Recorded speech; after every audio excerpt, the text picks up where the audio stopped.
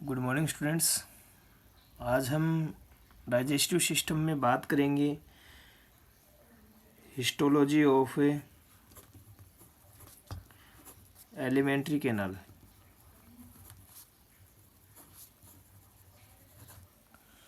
Histology of alimentary canal यानी कि हम बात करेंगे आहार नाल की ओती की।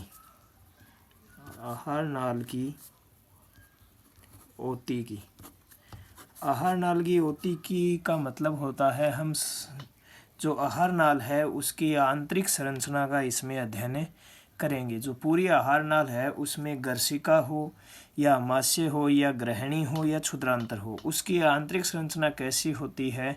लगभग आंतरिक संरचना समान होती है, 4 स्तरों की निर्मित होती है जो आहार नाल होती है। इसकी जो भित्ति होती है, आहार नाल की भित्ति, ये 4 स्तरों की बनी होती है।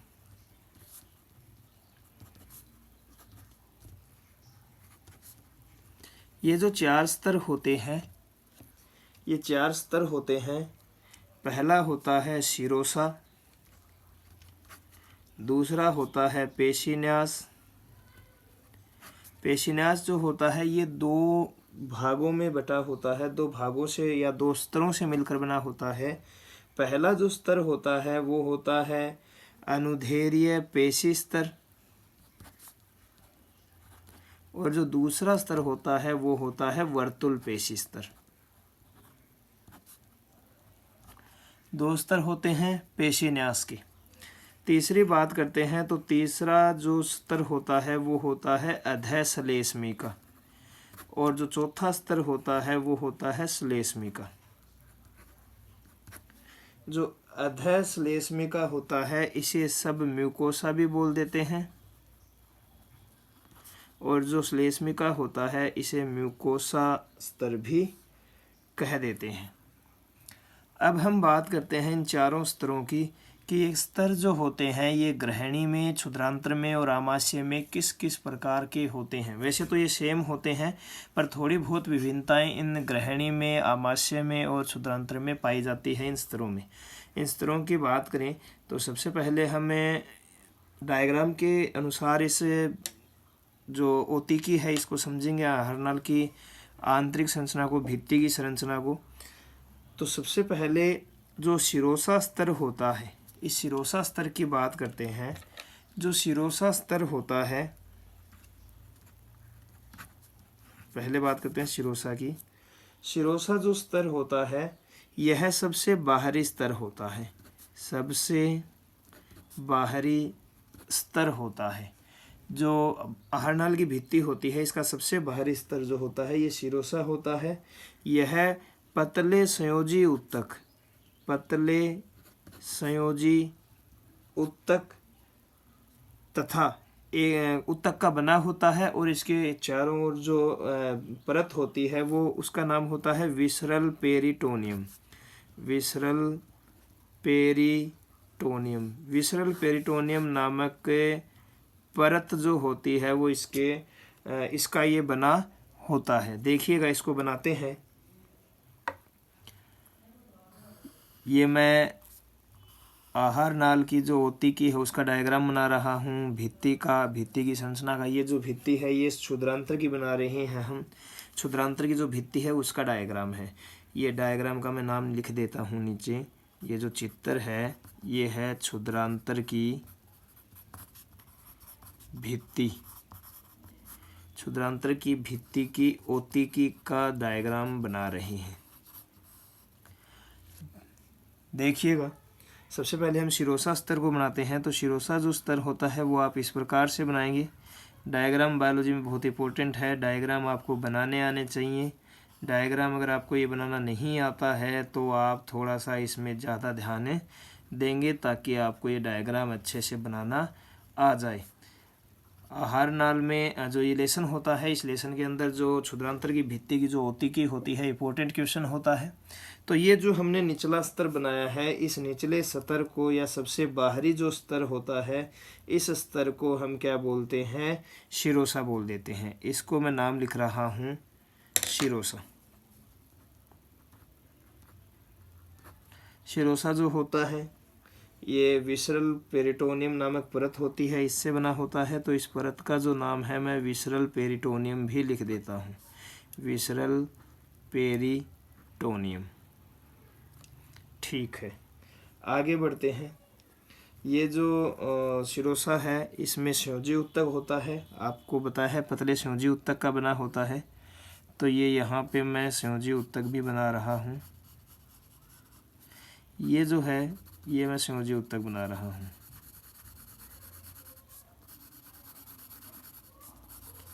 संयोजी उत्तक है ये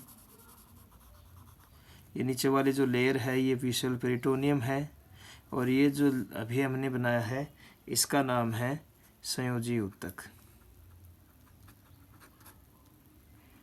संयोजी उत्तक और विसरल पेरिटोनियम से मिलकर क्या बना होता है, शिरोसा बना होता है। शिरोसा जो स्तर होता है ये संयोजी उत्तक का बना होता है, इसकी जो परत होती है वो क्या कहलाती है, विसरल पेरिटोनियम कहलाती है। तो ये हमने बात की शिरोसा की। आगे बढ़ते हैं दूसरे स्तर पर। दूसरा जो स्तर है ये है पेशीन्यास। क्या है, पेशीन्यास। पेशीन्यास जो स्तर होता है, पेशीन्यास स्तर की बात करते हैं। मैं थोड़ा सा यहाँ पे जगह नहीं है, नए पेज पे हम बात करते हैं। आपको डायग्राम दिख रहा होगा और इसको मैं थोड़ा सा यहाँ पे कवर कर देता हूँ। ये हम बात करेंगे अभी दूसरे स्तर की, जिसका नाम है दूसरे स्तर का नाम है पेशीन्यास। देखिएगा, दूसरा जो स्तर है, दूसरे स्तर का नाम है पेशीन्यास। पेशीन्यास जो है इसकी बात करते हैं। पेशीन्यास जो होता है मैंने आपको बताया कि ये 2 स्तरों में विभक्त होता है, 2 स्तरों द्वारा निर्मित होता है। सबसे जो बाहरी स्तर होता है उसे अनुदैर्ध्य पेशी स्तर कह देते हैं, और जो आंतरिक स्तर होता है इसका, या भीतरी जो स्तर होता है, उस भीतरी स्तर को हम बोल देते हैं वर्तुल पेशी स्तर। वर्तुल पेशी स्तर बोल देते हैं। तो इसमें क्या होता है कि पेशी स्तर की जो अनुदैर्ध्य पेशी स्तर होता है, ये वाला अनुदैर्ध्य पेशी स्तर, अनुदैर्ध्य पेशी स्तर जो होता है ये आहार नाल की लंबाई में पाया जाता है, आहार नाल की लंबाई में पाया जाता है। और जो भीतरी स्तर होता है, ये भीतरी स्तर आहार नाल की गोलाई में पाया जाता है, आहार नाल की गोलाई में होता है। अनुदैर्ध्य पेशी स्तर लंबाई में पाया जाता है आहार नाल की, और जो भीतरी स्तर होता है ये आहार नाल की जो गोलाई होती है इस गोलाई में पाया जाता है। देखिएगा, इसको बनाते हैं। तो यहाँ पे मैं आगे बना रहा हूँ विसरल स्तर जो है ये पेशीन्यास जो है ये बना रहे हैं। तो इस प्रकार से बनाइएगा आप आगे।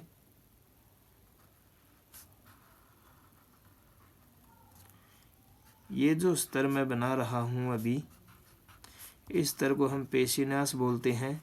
2 स्तरों में विभक्त होता है, एक तो होता है अनुदैर्ध्य पेशी स्तर, एक होता है वर्तुल पेशी स्तर। तो ये जो अभी हमने बनाया है ये है अनुदैर्ध्य पेशी स्तर। इसका नाम मैं लिख देता हूँ अनुदैर्ध्य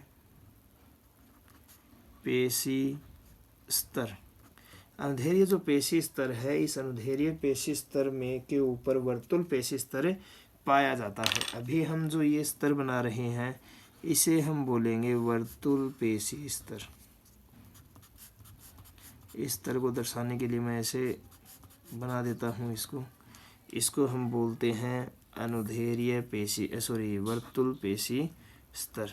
वर्तुल पेशी स्तर, वर्तुल पेशी स्तर और जो अनुदैर्ध्य पेशी स्तर होता है, इन दोनों को मिला के क्या बनता है, पेशीन्यास का निर्माण होता है। तो यहाँ पे मैं लिख देता हूँ पेशीन्यास।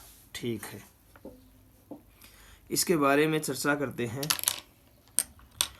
जो दोनों ये स्तर होते हैं, अनुदैर्ध्य स्तर जो होता है ये लंबाई में पाया जाता है, भीतरी स्तर जो होता है ये गोलाई में पाया जाता है।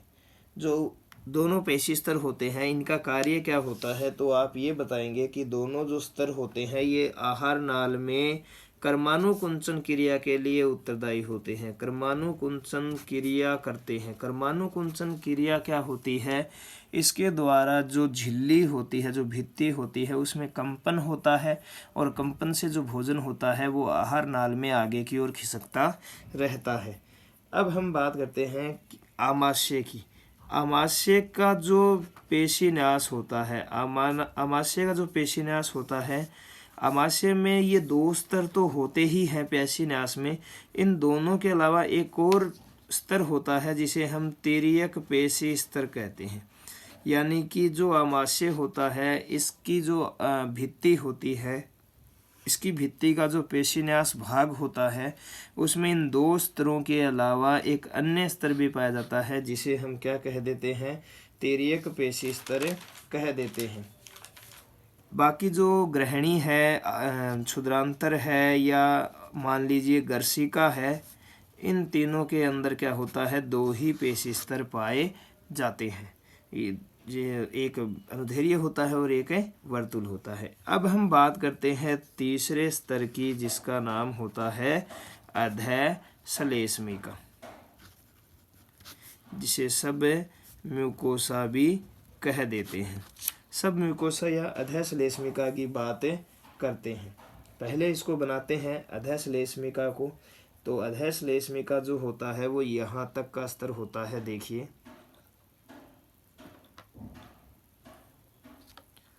यहाँ जो मैं ये भाग बना रहा हूँ इस प्रकार से,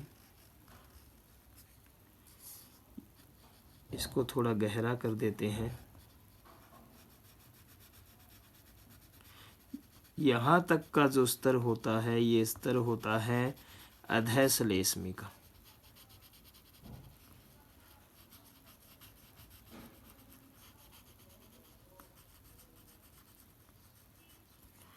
ये जो हमने यहाँ पे स्तर बनाया है ये स्तर कहलाता है अधः श्लेष्मिका। इस स्तर को मैं लिख देता हूँ अधः श्लेष्मिका।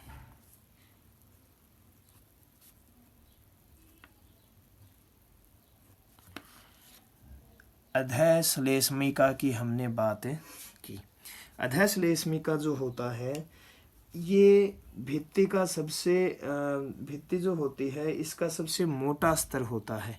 ये क्या होता है, सबसे मोटा स्तर होता है, सबसे मोटा स्तर होता है। यानी कि ये पेशीन्यास, शिरोसा और जो श्लेष्मिका है उससे क्या होता है, मोटा स्तर होता है। इसमें क्या होते हैं, इसमें संयोजी उत्तक पाया जाता है। संयोजी उत्तक के अलावा इसमें रक्त वाहिकाएं होती हैं और इसमें रक्त वाहिकाओं के अलावा जो तंत्रिका तंतु है वो पाए जाते हैं। तंत्रिका तंतु पाए जाते हैं। इसके अंदर मान लीजिए मैं ये रेड कलर से रक्त वाहिकाएं बना रहा हूँ। इसके अलावा इसमें तंत्रिका तंतुओं को दर्शाते हैं।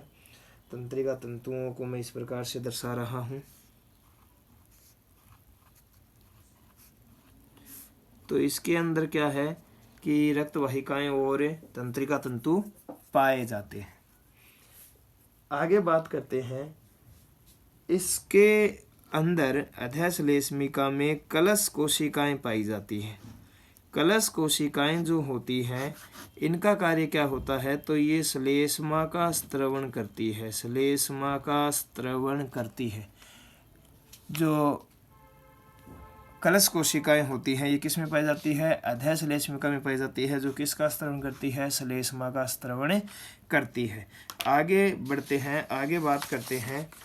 तो जो अधः श्लेष्मिका होती है ये जो ग्रहणी की होती है, यानी कि मैं बात करूं ग्रहणी की जो अधः श्लेष्मिका है, इस ग्रहणी की अधः श्लेष्मिका में विशिष्ट प्रकार की बहुकोशिकीय ग्रंथियां होती हैं।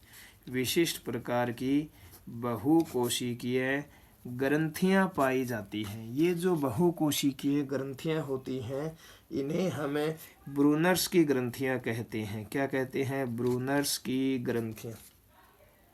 ये ब्रूनर्स की ग्रंथियां कहते हैं। ब्रूनर्स की जो ग्रंथियां होती हैं इनके द्वारा एक श्लेष्मा युक्त तरल का स्त्रवण किया जाता है। श्लेष्मा युक्त तरल पदार्थ होता है, इस तरल पदार्थ का क्या किया जाता है, स्त्रवण किया जाता है। यह जो श्लेष्मा युक्त तरल पदार्थ होता है इसे हमें आंतरीय रस कहते हैं। क्या कहते हैं, आंतरीय रस कहते हैं।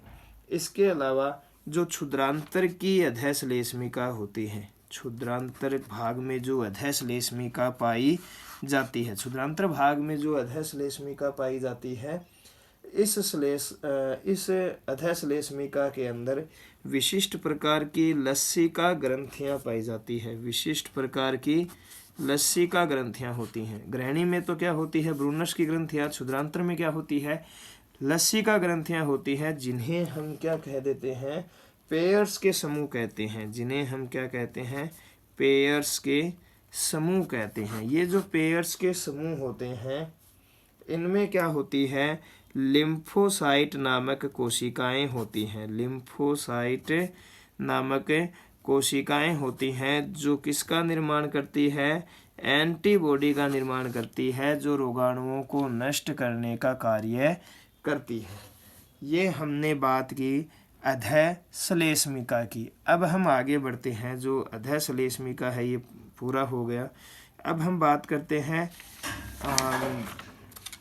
श्लेष्मिका की। चौथा स्तर जो होता है वो कौन सा स्तर है, श्लेष्मिका।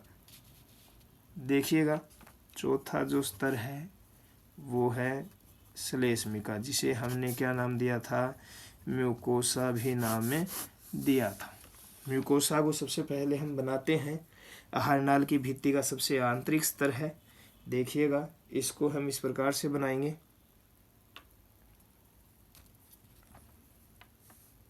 ये थोड़ा पे गहरा बनाएंगे इसको।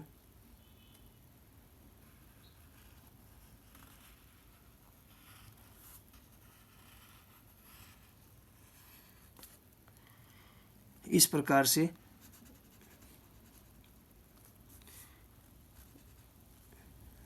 इसमें 2 लेयर बनाएंगे आप।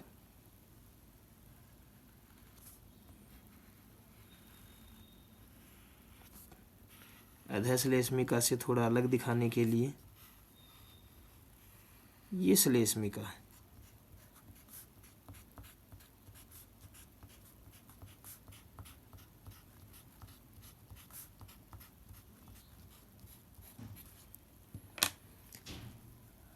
इसे बोलते हैं श्लेष्मिका।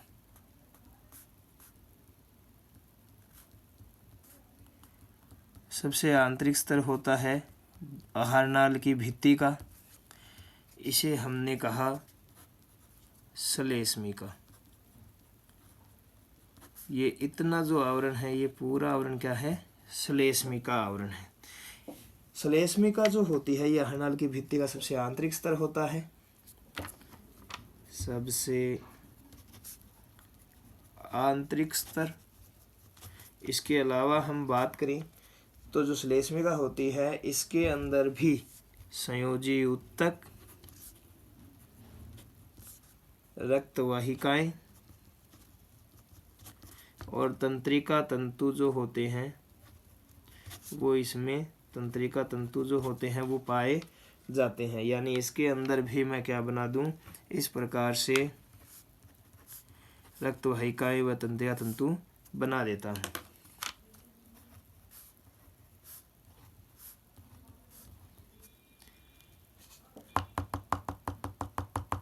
जो श्लेष्मिका होती है ये जो ग्रहणी की श्लेष्मिका होती है इसकी बात करते हैं पहले। ग्रहणी जो होती है इसकी जो अधः श्लेष्मिका जो तीसरा स्तर है, अधः श्लेष्मिका तथा जो श्लेष्मिका है, इन दोनों में इन दोनों से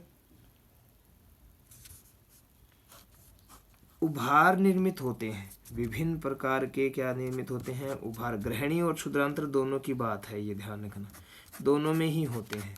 क्षुद्रांतर और ग्रहणी जो होती है इसकी अधः श्लेष्मिका तथा श्लेष्मिका उभारों का निर्माण करती है। ये देखिएगा उधर उभार निर्मित हो रहे हैं, जो बाहर आपको दिखाई दे रहे हैं अधश्लेष्मिका की भित्ति है।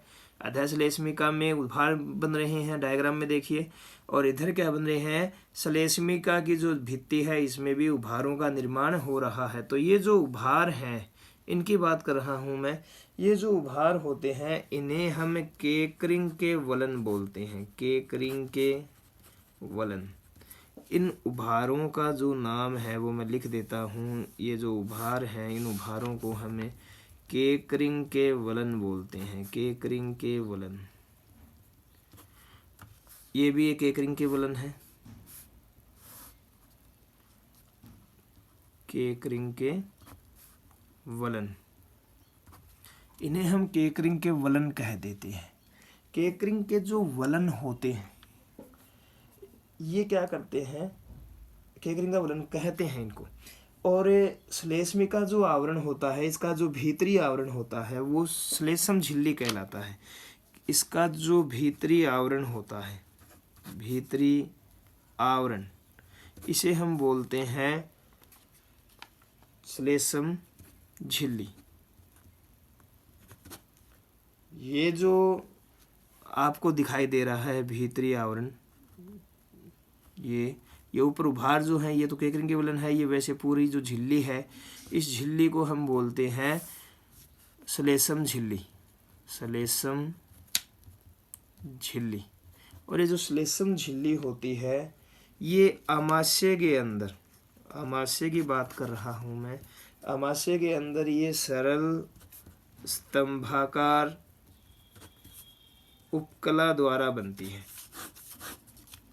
जो सरल स्तंभाकार उपकला उत्तक होता है उससे आमाशय में क्या होती है, ये श्लेषम झिल्ली बनी होती है। इस उपकला की जो कोशिकाएं होती हैं वो कोशिकीय ग्रंथियों का निर्माण करती है।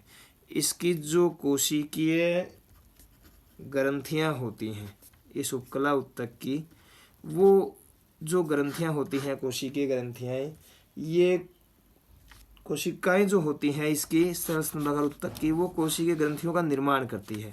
और ये जो निर्माण करती है कोशिकीय ग्रंथियों का, इन ग्रंथियों को हम जठर ग्रंथियां कहते हैं। और ये जो जठर ग्रंथियां होती हैं इसके द्वारा, ये जठर ग्रंथियां जो होती है ये कई प्रकार की पाई जाती है। जो आमाशय होता है इसमें जो जठर ग्रंथियां होती हैं ये कई प्रकार की होती हैं।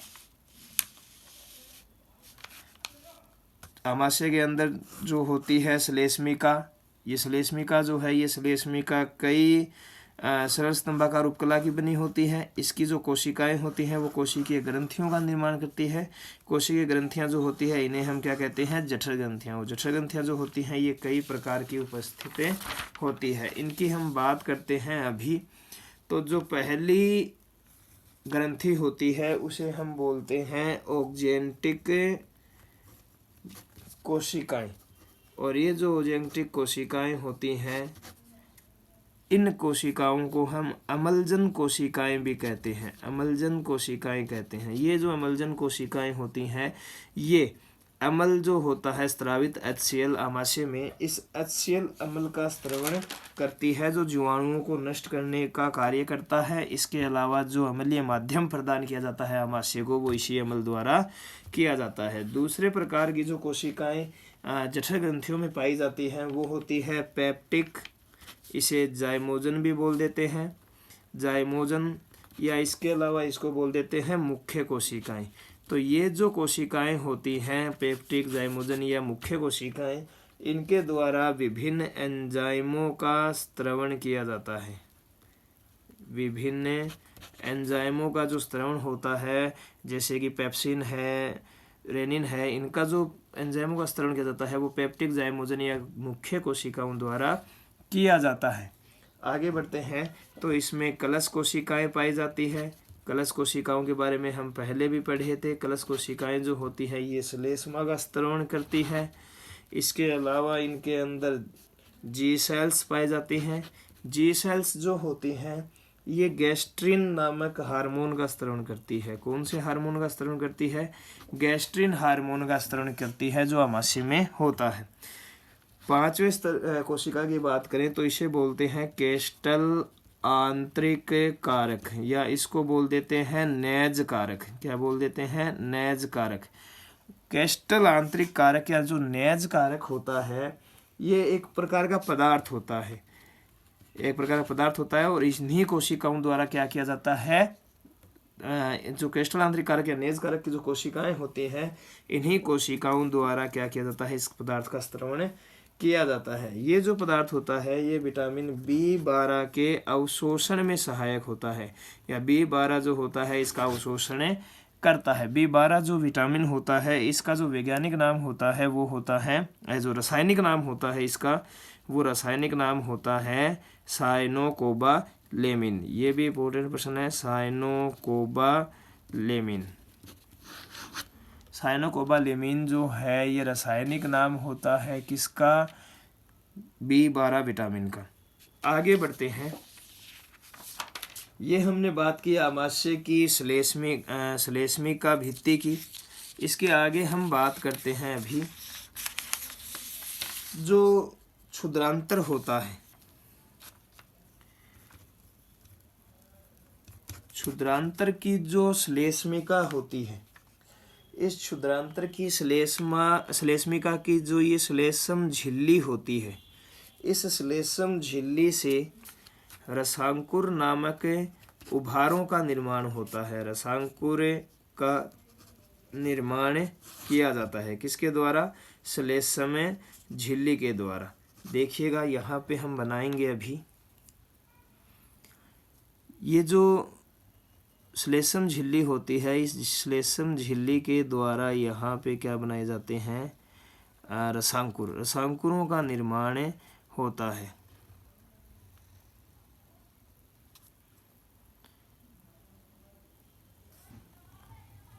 ये रसांकुर बन रहे हैं।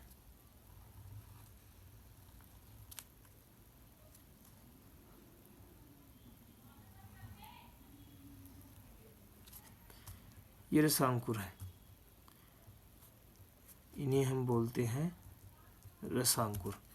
रसांकुरों का जो निर्माण होता है वो श्लेष्म झिल्ली की कोशिकाओं द्वारा किया जाता है। रसांकुर जो होते हैं, इनकी जो झिल्ली होती है, इन रसांकुरों की झिल्ली से,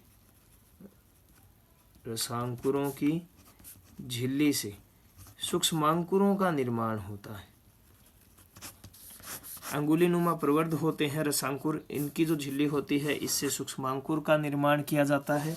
रसांकुर जो होता है, सूक्ष्मांकुर और रसांकुर जो होते हैं, रसांकुर सूक्ष्मांकुर के द्वारा जो ये क्षुद्रांतर की जो भित्ति होती है, इसका जो अवशोषणकारी क्षेत्रफल होता है, अवशोषणकारी क्षेत्रफल, इस क्षेत्रफल जो होता है ये बढ़ जाता है, जिससे यहाँ पे अवशोषण की क्रिया अधिक होती है। क्षुद्रांतर की भित्ति में जो अवशोषण किया जाता है, अवशोषणकारी होता है, जो पचित भोजन है, उस पचित भोजन को जो अवशोषित किया जाता है वो क्षुद्रांतर की भित्ति में रसांकुर और सूक्ष्मांकुरों द्वारा किया जाता है। इसके अलावा जो क्षुद्रांतर की भित्ति में श्लेष्मा झिल्ली होती है, ये जो झिल्ली है ये देखिए अंदर की ओर भी धसी हुई है। ये देखिए अंदर की ओर, बाहर तो उभार है और अंदर की ओर भी क्या है? धसी हुई है। ये जो जहाँ से ये धसी होती है, इस धसे हुए भाग को लिबरकुन की प्रगुहिकाएं कहते हैं। लिबरकुन की प्रगुहिकाएं कहते हैं। लिबरकुन की जो प्रगुहिकाएं होती हैं, इन्हें लिबरकुन की प्रगुहिकाएं कहते हैं। लिबरकुन की प्रगुहिकाएं, लिबरकुन की जो प्रगुहिकाएं होती हैं, इनके द्वारा इनमें आंतरीय कोशिकाएं होती हैं, और ये जो आंतरीय कोशिकाएं होती हैं ये आंतरीय रस का स्त्रवण करती है। आंतरीय रस का स्त्रवण के द्वारा किया जाता है। ये जो आंतरीय रस होता है, इस आंतरीय रस को हम सक्कस एंटेरिकस भी कहते हैं। सक्कस एंटेरिकस भी कहते हैं। आंतरीय रस को हम क्या कहते हैं? सक्कस एंटेरिकस भी कहते हैं। इन सब के अलावा जो ये क्षुद्रांतर होता है, इस क्षुद्रांतर की जो श्लेष्मिका भित्ति होती है, इस भित्ति के अंदर पेनेथ कोशिकाएं पाई जाती है। कौन सी कोशिकाएं पाई जाती है? पेनेथ कोशिकाएं। और ये जो पेनेथ कोशिकाएं होती हैं इनके द्वारा लाइसोजाइम एंजाइम का स्त्रवण किया जाता है। और ये जो लाइसोजाइम एंजाइम होता है ये एंटीबॉडी का निर्माण करके जीवाणुओं को नष्ट कर देता है। तो ये हमने बात की किसकी, क्षुद्रांतर या आहार नाल की, ओतिकी की, आहार नाल की भित्ति की। 4 स्तर हमने बात किए। चारों स्तर जो है ये पूरी भित्ति में बात कर लिए हमने। आमाशय क्षुद्रांतर की अलग अलग ओतिकी पढ़ने की हमें आवश्यकता नहीं है।